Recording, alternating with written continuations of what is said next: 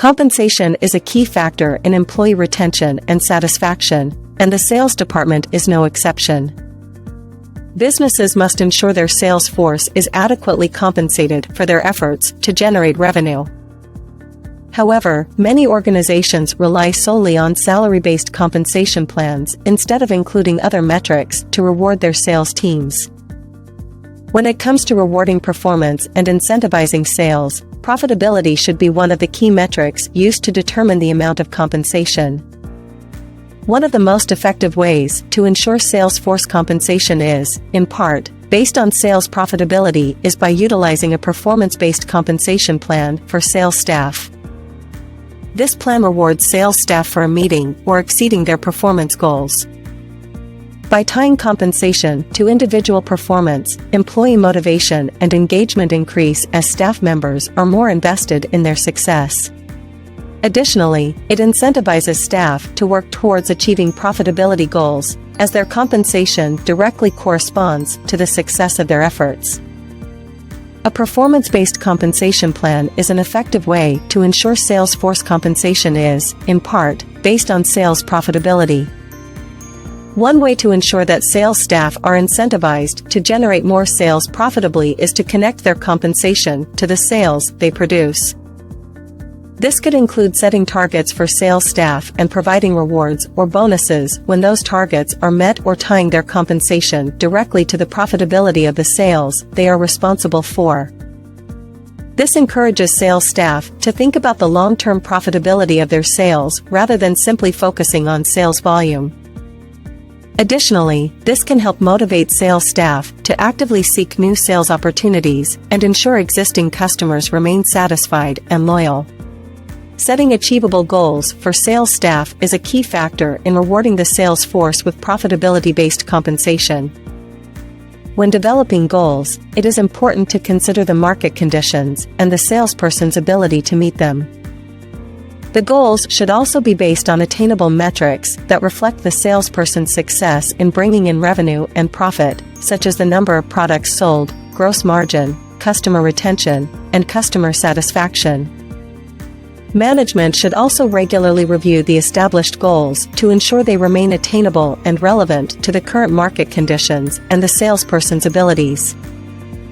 Measuring the success of sales staff by sales profitability is a great way to ensure that sales teams are focused on creating the greatest value for the company. It provides sales staff with a clear goal to strive towards and holds them accountable for their performance. This method encourages sales staff to be more strategic in their sales efforts rather than relying solely on the number of sales they make. It also motivates them to consider each sale's profitability and ensure that they provide the company with the best possible value. Additionally, this method incentivizes sales staff to focus on long-term customer relationships and ensure that customers are satisfied and returning for repeat purchases. Sales staff should be incentivized to exceed their goals and increase profits through rewards such as bonuses, salary increases, and promotion opportunities. This encourages sales staff to perform at their best and keeps them motivated and invested in their work. Rewarding sales staff for exceeding goals and increasing profits is an effective way to ensure that sales staff are working hard to ensure the company's ongoing success. Salesforce compensation should be based, at least in part, on sales profitability. This compensation system encourages sales representatives to focus on selling products with high profit margins that align with the company's goals. It also encourages them to develop strong customer relationships to ensure repeat sales and long-term loyalty. By tying compensation to profitability, companies can ensure that their sales forces are working hard to bring in the highest quality sales possible. Employers must consider the pros and cons when evaluating incentive plans for sales teams before deciding how to compensate their sales personnel best. This is especially important for sales teams, as the current landscape is increasingly competitive with ever-evolving customer needs and technological advances. Employers must determine the best approach to incentivize their sales teams and ensure that their compensation packages align with their goals. Pros of compensating a salesperson or the sales team. By offering incentives such as bonuses or commissions, companies can incentivize and motivate their salespeople to work harder, resulting in increased sales and revenue. Additionally, offering compensation for performance can increase the morale of the team, which can, in turn, lead to greater collaboration and improved performance. This can also help to attract and retain high-quality salespeople, since they know they will be properly compensated for their work. When a team is made up of members driven by the same incentive, they are more likely to work together and support one another. This team-oriented attitude can lead to more successful outcomes, as everyone is working towards the same goal.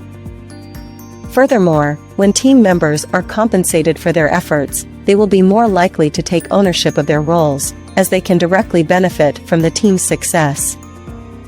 This sense of shared responsibility can help to create a stronger team dynamic and greater team cohesion.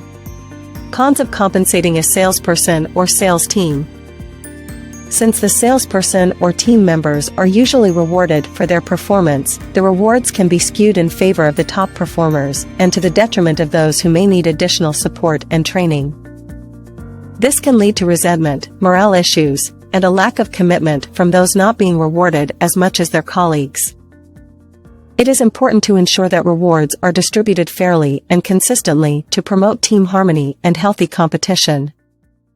One of the major cons of compensating a sales team is the potential for conflict and rivalry among the members.